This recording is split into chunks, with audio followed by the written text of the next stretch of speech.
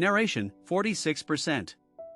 That's Samsung's leaked 2nm yield, hitting customer inboxes on June 18, 2026, and if you own TSMC, Nvidia, or Apple stock, you have about 90 seconds to understand why that single number just put Nvidia's entire Rubin allocation in play. TSMC sits at 60% on the same node. A 14-point gap. 2 years ago, that gap was 40 points. SemiAnalysis broke the Samsung number on June 22. DigiTimes confirmed TSMC's figure in July. And inside Nvidia's Santa Clara headquarters, engineers are already running cost per wafer math that, for the first time since 2018, doesn't automatically favor Hsinchu. Here's the trade nobody on CNBC is pricing in: if Samsung lands even 10% of Rubin volume, TSM loses an estimated $4.2 billion of advanced node revenue in 2027. Samsung Foundry's implied valuation jumps past $200 billion, and Korean ticker 005930 re-rates overnight. Let me show you the math /n/n start with the wafer economics. A TSMC 2nm wafer reportedly sells for around $30,000. At 60% yield, that's roughly 500 good dice per wafer for a typical AI accelerator reticle. Samsung is pricing aggressively. Sources cited by the information in May 2026 put Samsung's 2nm wafer quote at 40% below TSMC. Run the numbers at 46% yield, and Samsung's cost per good die comes in within 9% of TSMC's. 9%. That's inside the margin where a CFO at Nvidia or AMD starts taking meetings. And those meetings are happening, 4 of them this year alone in Pyeongtaek, according to the information /n/n. Now the capacity squeeze. Morgan Stanley's August 2026 note says TSMC's 2nm capacity through 2027 is fully allocated. Apple took the first tranche for the A20 and M6. That leaves Nvidia's Rubin, AMD's MI450, Qualcomm's next Snapdragon, and Broadcom's custom ASICs fighting for scraps. TrendForce August capacity report shows Samsung's Pyeongtaek P3 line running at just 58% utilization. TSMC's Fab 18 in Tainan? 97%. That delta is the release valve. Combined hyperscaler AI capex for 2026 hits $380 billion per Deloro. The silicon doesn't physically exist at TSMC alone /n/n. Here's the unfair advantage nobody's talking about: HBM colocation. Samsung makes its own HBM3E and HBM4 memory. TSMC doesn't. When Samsung fabricates an AI accelerator at 2nm and stacks Samsung HBM4 on the same advanced packaging line in Cheonan, the logistics cost drops, the integration cycle shortens by an estimated 6 to 8 weeks, and yield loss on the package assembly improves. For Nvidia Rubin, which is HBM4 bound, that's a structural reason to dual source that TSMC literally cannot replicate without buying a memory fab /n/n. But yield history haunts Samsung. Reuters reported Samsung's 3nm GAA yield sat below 20% for 18 months starting in 2022. Qualcomm walked. Nvidia walked. Samsung's own mobile division defected to TSMC. So when SemiAnalysis published the 46% figure, the immediate question was, is it real? The leaked source, a Samsung internal qualification report shared with a top 5 fabless customer. Nikkei Asia followed up in June, attributing the breakthrough to process techniques licensed through Samsung's joint research with IMEC in Belgium. Samsung stopped trying to out-engineer TSMC alone. It tapped the European research stack to leapfrog /n/n. Then Jensen spoke. GTC 2026, San Jose, March 18 / we will manufacture wherever the best technology is available / that was not casual. Nvidia currently sources every Blackwell, every B200, every GB300 from TSMC. The information's May reporting confirms 4 executive-level meetings with Samsung Foundry this year. The framing inside Nvidia, dual sourcing isn't a cost decision. It's a survival decision /n/n because Taiwan sits 90 miles from China. The Pentagon's 2026 China Military Power Report escalated its PLA amphibious readiness assessment in March. A Taiwan Strait blockade, not invasion, just blockade, freezes 90% of advanced AI chip output. Bain's January 2026 white paper pegged a 6-month disruption at $1 trillion and erased tech market cap. That number sits on every Nvidia, Apple, and AMD board risk register. Samsung's fabs in Pyeongtaek and Hwaseom are to backup.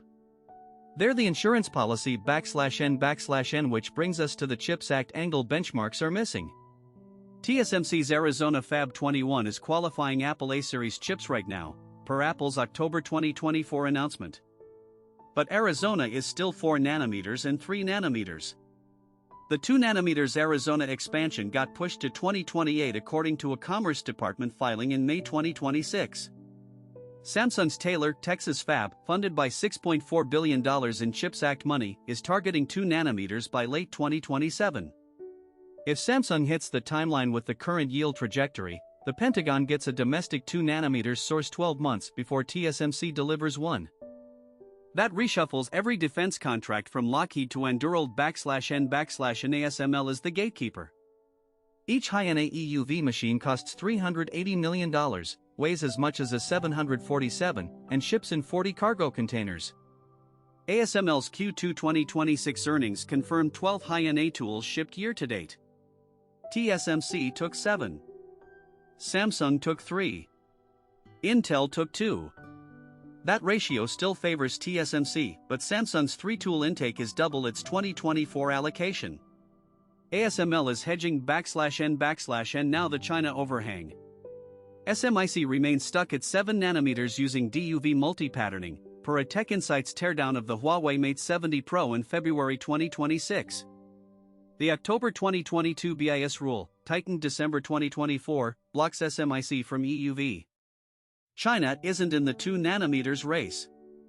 But Beijing's May 2026 /Made in China 2030 package allocates $142 billion to domestic fabs. Bernstein called it the largest industrial subsidy in modern history. It floods mature nodes 28 nanometers and 14 nanometers, crushing pricing on the legacy business that funds TSMC's and Samsung's R&D. Even at the bleeding edge, China sets the cost curve /N/N the investor angle is where this gets actionable. TSM hit $218 on July 9, 2026, a $1.1 trillion market cap.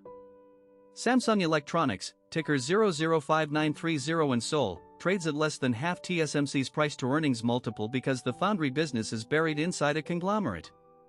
Bloomberg Intelligence's June 2026 estimate, a standalone Samsung foundry could fetch $180 to $220 billion.